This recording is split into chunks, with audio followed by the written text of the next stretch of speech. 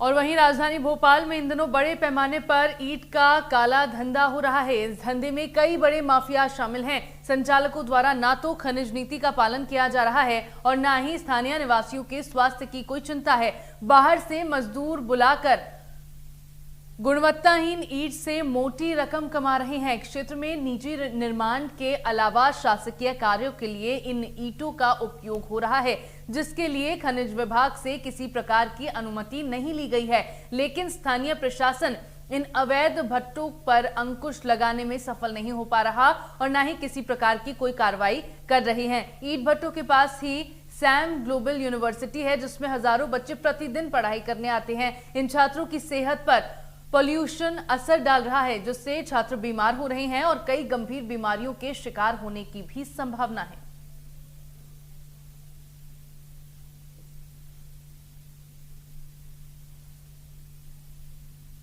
तो आपको बता दें कि जब भी किसी भी व्यक्ति के द्वारा ईंट चिमनियां लगाई जाती हैं तो सबसे पहले ग्राम पंचायत को एनओसी लेनी पड़ती है। उसके बाद उस जमीन की खसरा खतौनी निकालकर राजस्व विभाग की एनओसी चाहिए होती है।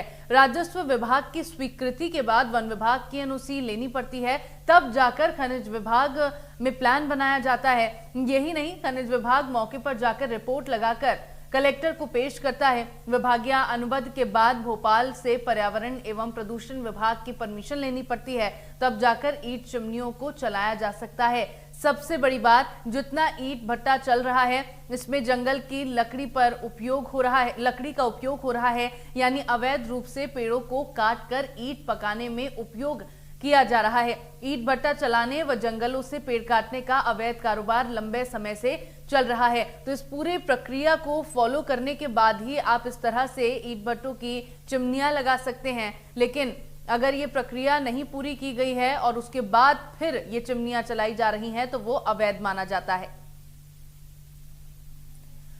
दरअसल चिमनियों के संचालन संबंधी नियमों का पालन इक्का दुक्का लोग कर रहे हैं। यहां लगी चिमनियों में से कुछ को छोड़कर कोई भी इन सभी नियमों को फॉलो नहीं करता है। अवैध रूप से संचालित चिमनियों से प्रदूषण फैलाया जा रहा है, वायु प्रदूषण इससे हो रहा है। वहीं राज्य सरकार को दी जाने वाली राजस्व की हानि भी हो रही है।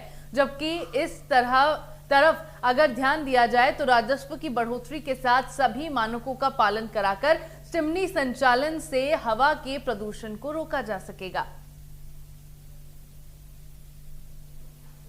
राजधानी भोपाल में बड़े पैमाने पर ईंट का काला धंधा हो रहा है। मैं उदाहरण के लिए आपको तस्वीर दिखाऊंगा कि ये हम भोपाल से लगभग 8 किलोमीटर दूर बिलखिड़िया और रायसेन इलाके के बॉर्डर पर खड़े हुए हैं। यहाँ पर बड़े पैमाने पर अवैध चिमनी लगाई गई हैं और उसके बावजूद भी सरकारी राजस्व की ज़मीन पर कब्जा कर ईंट का जो काला कारोबार है वो जोरों पर किया जा रहा है। इस धंधे में कई बड़े माफिया सक्रिय हैं। संचालक तो ना तो खनिज नीति का पालन कर रहे हैं और ना ही स्थानीय निवासियों के स्वास्थ्य की कोई चिंता कर रहे हैं। लगभग यहाँ पर 30 गांव हैं और 30 गांव के जो लोग हैं वो यहाँ पर निवास करते हैं, ना ही उनके स्वास्थ्य की चिंता की जा रही है। बगल में सैम यूनिवर्सिटी भी है, जिस यूनिवर्सिटी में हजारों की संख्या में छात्र और छात्राएं पढ़ने के लिए यहाँ पर पहुँचते हैं, तो उनके भी स्वास्थ्य से जो है खिलवाड़ किया जा रहा है। चूँकि चिमनी का धुआं निकलता है और धुआं पूरे इलाके में पॉल्यूशन फैलाता है और यही कारण है कि इस पॉल्यूशन से यहाँ के आम लोग बहुत परेशान हैं। बाहर से मजदूरों को बुलाकर गुणवत्ताहीन ईंटों से मोटी रकम कमा रहे हैं और साथ ही क्षेत्रीय जो निजी निर्माण है, निजी के साथ साथ सरकारी निर्माणों में भी इन चीज़ों का, ईंटों का उपयोग किया जा रहा है। दरअसल आपको बता दूं कि सबसे बड़ी अगर अवैध आपको चिमनी अगर लगानी होती है, तो इस तरह की अगर वैध चिमनी लगानी होती है तो उसको तमाम प्रकार की परमिशन लेती हैं। राजस्व विभाग इसको स्वीकृति देता है, कलेक्टर से परमिशन लेनी पड़ती है, खनिज विभाग भी एक प्लान तैयार करता है, उसके बावजूद इसको कलेक्टर में रिपोर्ट पेश करनी होती है। उसके बाद पॉल्यूशन विभाग का एक वहाँ से परमिशन लेती है। उसके बाद जो है नियमों का पालन कर चिमनी का जो कारोबार किया जा सकता है। लेकिन देखा जा रहा है कि इसमें जंगल की लकड़ियों का उपयोग हो रहा है। आसपास हम देखते हैं कि लगातार जंगलों से अवैध पेड़ काटने की घटनाएं सामने आती हैं और यही कारण है कि चिमनी के जो बड़े माफिया हैं वो जंगलों से कटाई करवा रहे हैं और बड़े पैमाने पर इस व्यापार को बड़ा फल फूल रहे हैं।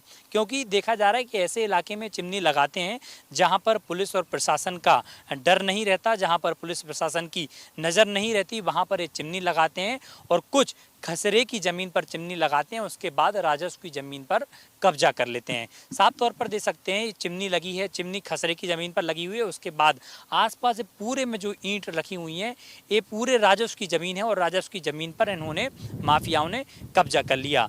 ना तो इन पर राजस्व विभाग कोई कार्रवाई करता है, ना ही जो क्षेत्र और जो प्रशासन है वो कार्रवाई करता है।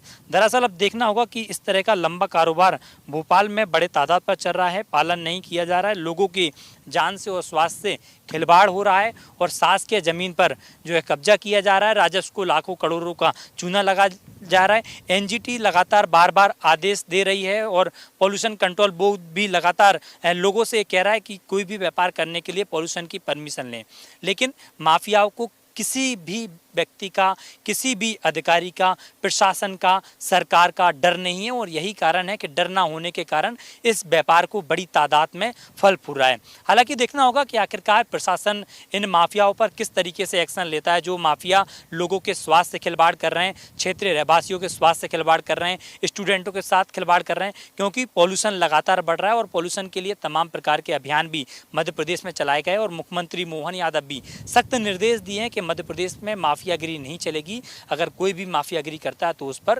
कार्रवाई की जाएगी। लेकिन क्षेत्रीय प्रशासन और राजस्व के तमाम अधिकारियों की साठगांठ से बड़ी तादाद में इस व्यापार को फल फूल रहा है, वो इन माफियाओं को संरक्षण दे रहे हैं और यही कारण है, संरक्षण देने के कारण माफिया बड़ी तादाद में बड़ी माफियागिरी कर रहे हैं। वीडियो जर्नलिस्ट सुनील वर्मा के साथ चेतन सेठ, इंडिया न्यूज़, भोपाल। खबरों में आगे